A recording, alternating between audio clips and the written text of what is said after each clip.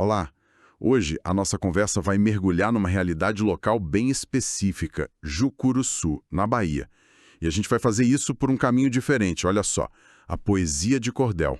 Exato, a gente está olhando para um material que saiu no site Jucurunet, que é o Cordel Político As Mazelas de Jucuruçu. Bem direto ao ponto, né? Muito direto. E a ideia aqui é tentar entender, a partir desse cordel e do texto que acompanha ele lá no site, quais são as queixas do pessoal de lá, como eles veem a política recente, o sentimento mesmo, sabe? Uhum. E o tom que a fonte usa é forte, né? Mistura cansaço, uma certa revolta acumulada e um pedido bem claro por dignidade. Pois é. É interessante ver como usaram uma forma cultural tão tradicional, o cordel, para fazer essa crítica política e social. E só para a gente se situar, hoje é 16 de outubro de 2025, o que é importante para quando a fonte mencionar o prefeito atual. Bom, vamos lá, vamos desembrulhar isso. Então, vamos lá. Então, a fonte não é só o cordel em si. Tem uma introdução lá no site de Curunet, em prosa mesmo, que já prepara o clima, né? Sim, e já começa a pesada. Diz que o cenário político reflete as dores de um povo cansado de promessas vazias e gestões desumanas. É forte. Muito forte. E aí lista o que falta. Falta saúde, falta emprego, falta respeito. E o que sobra, segundo eles? Descaso, vaidade, corrupção. Já dá pra sentir o peso da coisa logo de cara. Com certeza. O que acho fascinante aí é como a fonte, logo de cara, já coloca o problema como algo crônico, sistêmico, sabe? Não são só os probleminhas aqui e ali. É, uma visão de algo mais profundo, né? Exato. Essa linguagem gestões desumanas, a falta do básico, isso passa uma sensação muito forte de abandono. E aquela frase, enquanto poucos enriquecem com o suor da coletividade, muitos lutam apenas para sobreviver. Nossa, isso aí desenha uma divisão social muito clara, né? Um sentimento de injustiça que parece ser o motor de toda a crítica que vem depois no cordel. E essa ideia de problema sistêmico, de ciclo, parece ser justamente o que o cordel quer explorar quando ele começa a olhar para trás, para a história política mais recente de Jucuruçu. E isso, ele vai contando essa história através dos ex-gestores, né? O que é interessante para ver como essa memória política é construída e contada ali, pelo menos do ponto de vista dessa fonte. O primeiro mencionado é Porfírio Antônio Rodrigues. O cordel coloca ele como o marco, o início dessa novela. A descrição é de alguém com astúcia e fala mansa, mas que teria governado com mão de ferro, mas sem compaixão. Quase como um dono do destino, né? Sugere um poder bem centralizador logo no começo dessa história. Um poder mais autoritário, talvez, como ponto de partida dessa narrativa que eles constroem. Aí, na sequência, o cordel fala do Teodolino, o Dóla. A promessa dele, segundo a fonte, era libertar o povo da tal escravidão. Talvez uma referência ao governo anterior, né? Faz sentido essa ligação. Só que aí o cordel já lamenta. A história se repete. A fonte diz que o Dóla fez acordos, montou a turma dele e que o voto virou meio que moeda de troca. Cada voto era um tesouro. Ou seja, aquela experiência inicial de romper com o passado, na visão da fonte, não rolou. Acabou caindo no mesmo, só que com outras pessoas, outros jeitos de fazer a mesma coisa, né? Exatamente. Aí depois, o foco vai para Eliana Cabanas. A chegada dela é descrita com um jeitinho de esperança, alguém que falou bonito. Sempre tem essa fase da esperança no início, né? Parece que sim. Mas, de novo, a crítica da fonte vem forte. Acusa a gestão de manter a velha jogada, um governo de aparências com a verdade camuflada. Tipo, uma coisa é o discurso, outra é a prática. Essa desconexão aparece bastante. E para fechar essa parte mais antiga, segundo a fonte, vem o Manuel Loyola. Esse chegou com um discurso de moralidade, se colocando como salvador. Mas o cordel alega que o que ficou foi um legado de rancor. Olha, olhando essa sequência toda que a fonte apresenta, fica muito nítido um padrão narrativo, né? O cordel parece mesmo sugerir um ciclo vicioso. Como assim? Surge um líder novo, muitas vezes com essa conversa de mudança, de esperança, mas aí na visão da fonte, invariavelmente, acaba repetindo ou criando novas mazelas. E o resultado é sempre desapontamento. Entendi. É como se a fonte dissesse: Mudam as caras, mas os problemas de fundo continuam. Exatamente. A fonte parece argumentar que, apesar da troca de nomes, as práticas políticas, ou pelo menos a percepção sobre elas, continuam sendo um problema. E isso levanta uma questão importante, né? Sobre como essa fonte enxerga a relação entre quem vota e quem é eleito ao longo do tempo. Tem um tom de cansaço nisso, né? Um desencanto profundo, quase uma fadiga mesmo. A forma como cada gestão é pintada como uma promessa que não vinga reforça essa ideia de um eleitorado que se sente, sei lá, repetidamente traído ou, no mínimo, ignorado, sabe? A fonte sugere que essa repetição talvez não seja por acaso, mas um sintoma de um sistema político local que, para quem escreveu o cordel, ficou resistente à mudança de verdade. Faz todo sentido. E isso conecta bem com a parte seguinte do cordel, quando ele chega nas gestões mais recentes e na situação que a fonte descreve como atual, lembrando, a fonte é de 2025. Aí as acusações ficam bem mais específicas, né? Sim, ficam mais detalhadas. Primeiro sobre a Uberlândia Pereira, que seria a gestão anterior à atual, segundo a fonte. A crítica pesa muito na educação. Educação, um ponto sempre sensível. E a fonte vai direto ao ponto. Diz que o cofre da educação virou campo de lambança. E não fica só na acusação vaga, não. Menciona um valor. 27 milhões sumiram. Do Fundeb à ilusão. 27 milhões. Nossa. Pois é. O Fundeb, para quem não está familiarizado, é aquele fundo da educação básica. Essencial para o dinheiro chegar nas escolas dos municípios. Então a acusação aqui é de desvio pesado de verba da educação. E o cordel faz um contraste, né? Exato.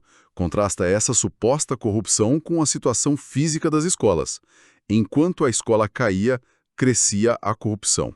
É uma imagem muito forte de abandono e desvio de finalidade. Impactante mesmo. E aí o cordel chega no prefeito que a fonte identifica como o atual, o Ariovaldo de Almeida Costa, o Lili. As críticas continuam no mesmo tom. Dizem que prometeu o céu e o chão. Aquela promessa inicial, de novo. Isso. Mas que a realidade percebida seria outra. Lista problemas bem concretos. Deixou as estradas rotas e o povo na contramão. Estrada ruim, a gente sabe o impacto que tem, né? Isolamento, dificuldade para escoar a produção, para chegar num serviço. Com certeza. Isola a comunidade. Menciona também que o hospital pede socorro, sinal de problema grave na saúde, e que a cidade vive esquecida. E ainda descreve a política local como um palco de comédia mal fingida. Bem ácido. Bem ácido mesmo. E para fechar essa parte, a fonte ainda insiste naquela ideia de continuidade das práticas ruins, falando de uma máfia que opera com disfarces e favores, mantendo a lógica de trocar cargos por voto. Reforça aquela ideia do ciclo que a gente estava falando. É interessante notar como essas acusações mais recentes e bem específicas, o Fundeb com Uberlândia, as estradas e o Hospital com Lili, elas funcionam para dar corpo, para concretizar aquelas críticas mais gerais lá do início, sabe? De descaso, corrupção, falta de serviço básico. Traz para a realidade do dia a dia, né? Exato. O cordel não fica só no lamento geral. Ele aponta para problemas que as pessoas sentem na pele, segundo essa narrativa. E essa menção clara à máfia, disfarces, troca de cargos por voto, isso solidifica a leitura da fonte de que persiste um sistema que a gente poderia chamar de clientelista, né? Aquela troca de favores por apoio político. Isso. A fonte sugere que essa prática continua, distorcendo a política, impedindo que o dinheiro público chegue onde deveria chegar na visão do cordel, claro.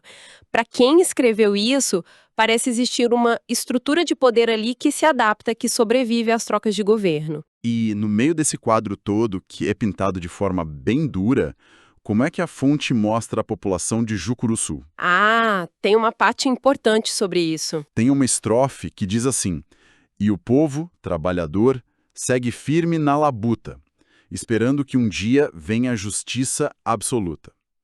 Passa uma imagem de gente resiliente que continua a vida apesar de tudo, mas que ainda tem uma esperança de justiça, né? Sim, uma esperança talvez meio desgastada, mas ainda existe. Ao mesmo tempo, a fonte usa uma imagem muito forte para falar da frustração.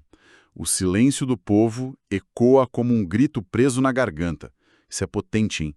Sugere uma insatisfação enorme que não está conseguindo sair, não encontra voz. Essa imagem do grito preso é muito poderosa, porque ela coloca o próprio cordel como uma tentativa de dar voz a esse silêncio, sabe?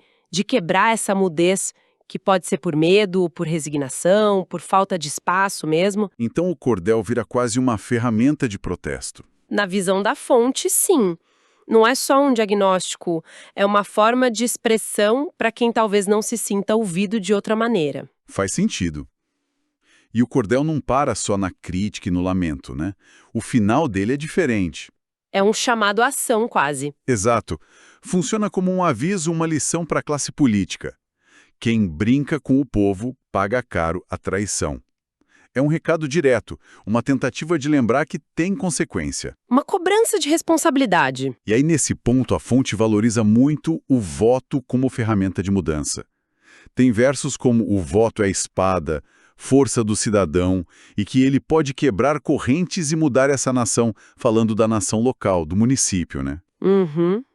Apesar de todo o desencanto que foi mostrado antes, ainda existe uma aposta na via democrática, no voto. Sim. O final é um clamor bem direto por respeito e decência e a esperança de um novo tempo, com luz e consciência. É fundamental a gente pensar no papel do próprio cordel nisso tudo, como a fonte apresenta. Ele não é só um espectador, ele é um ator na história. Como assim? A fonte coloca ele como essa expressão cultural que é autêntica, que vem do povo, e que se transforma num veículo para crítica política, para mobilizar. Aquele verso, que esse cordel ecoe nas ruas e nos sertões, mostra essa intenção, né? Que a mensagem circule, que chegue nas pessoas, que faça pensar, que talvez gere alguma ação. É uma forma de dar voz, então. É uma forma de lembrar os poderosos, como diz o texto, não só da responsabilidade deles, mas da humanidade, dos sentimentos do povo. O povo tem corações. O cordel se coloca ali como a voz daquele pessoal cujo grito estava preso na garganta.